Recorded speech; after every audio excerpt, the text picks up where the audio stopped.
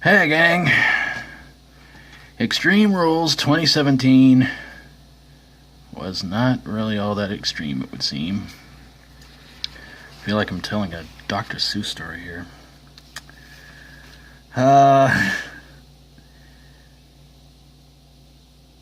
So, honestly, I think this year's event wasn't as good as last year's, but then again, last year's wasn't that good either. But I don't think I did a review for last year's, did I?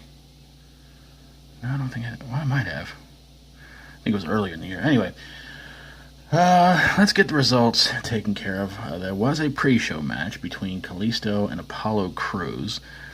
No special stipulation. Kalisto won that one.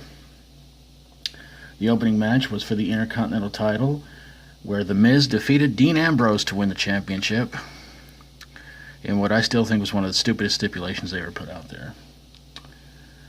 Rich Swann and Sasha Banks defeated Noam Dar and Alicia Fox in a mixed tag match.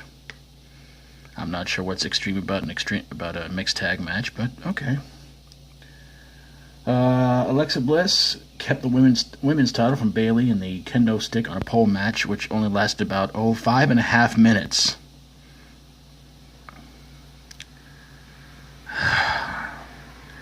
Gee, all that build-up for pretty much nothing.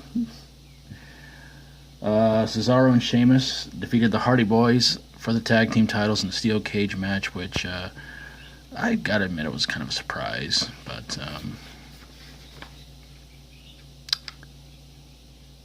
yeah. Neville kept the Cruiserweight title from Austin Aries in the submissions match. I was kind of really, I guess it would have been kind of cool to see Austin Aries win the Cruiserweight title, but I don't know, they like keeping it on Neville for some reason. And Samoa Joe wins the 5-way number 1 contenders Extreme Rules match to take on Brock Lesnar for the Universal title over Finn Balor, Seth Rollins, Bray Wyatt, and Roman Reigns. And I think they're going to try and have that match their next pay-per-view called Great Balls of Fire. Personally, I would save that one for SummerSlam because that would be epic and awesome. Not have a match between a couple of guys that can really tear the house down in a B or C level pay-per-view. So yeah, Kalisto, Apollo Crews.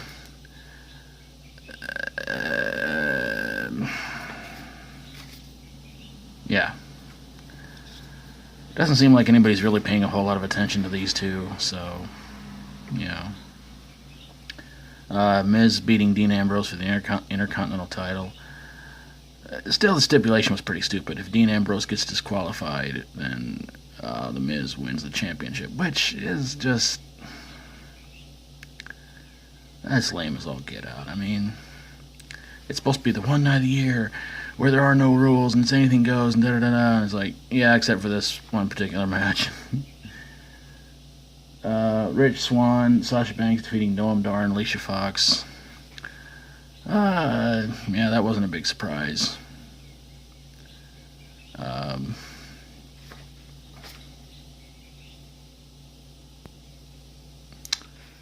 But they'll probably have some kind of rematch on Raw later tonight.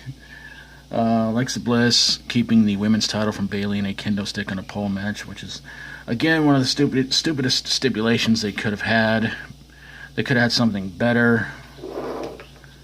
But turkey on a pole, no, that would have been bad. Pinata on a pole, definitely not. Viagra on a pole, I don't think so. I can go on and on and on. I've seen pretty much just all kinds of stupid things on a pole match. Hardcore title on a pole. That actually happened one time in WCW, and that was pretty lame. But 5.5 minutes of your life that you could have just probably went, made a sandwich, got some chips, something to drink, could have went outside to check your tires,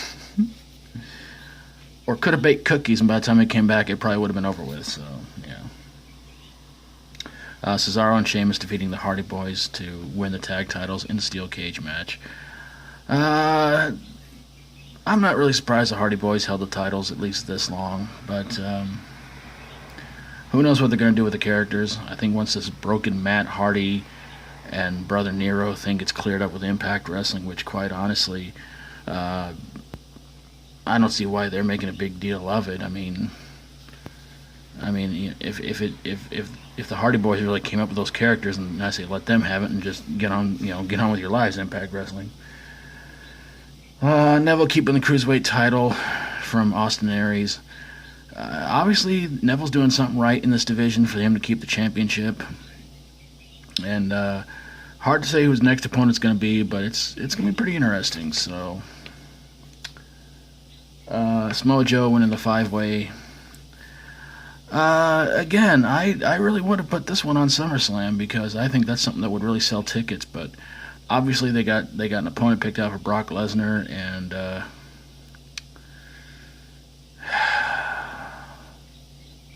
let's face it, if Roman Reigns had won it, the crowd would have rioted. If Bray Wyatt had won it, he probably would have gotten pinned by Brock Lesnar. Seth Rollins could have been his chance to be Universal Champion as well. And Finn Balor, he was only it for like 24 hours. But that wouldn't have been so bad either. But going with Samoa Joe, I think it was the right choice. So it's going to get interesting, and hopefully they're going to do something really, really good with Joe and Lesnar leading up to the next pay-per-view.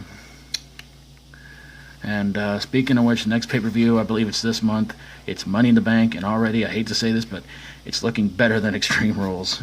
The first ever women's Money in the Bank ladder match, that's going to get interesting, so yeah. Alright, I want to give some shout-outs to some people. Hope you guys will go check out, and I imagine quite a few of these guys are going to be giving off their thoughts on the show, and I really hope you guys go check these channels out.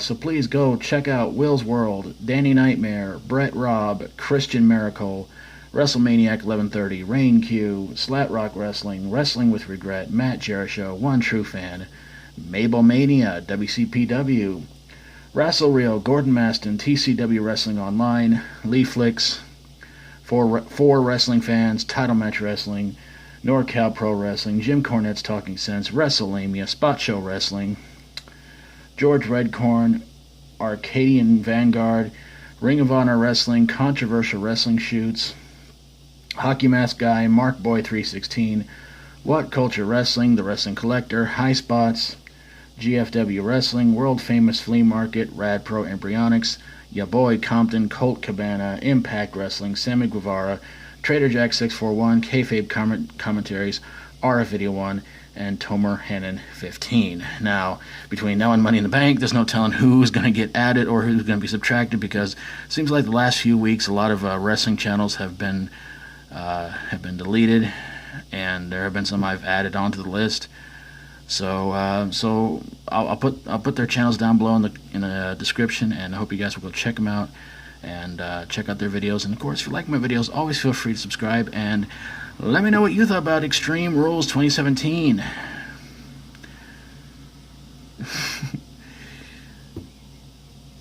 Thumbs up, thumbs down on this one. 1 to 10, whatever you want to rate it. Just love to hear from you guys. And again, I hope you guys will go check out the channels that I mentioned and give them a subscribe. Well, gang, I'm going to get on out of here, and I will try to have a Money in the Bank picks video later on this month. So until then, thanks for watching. God bless you all. Thank you all for keeping this channel going and growing. And as always, stay strong and rock on. Finn, stop giving me the laser eyes. You're starting to scare me.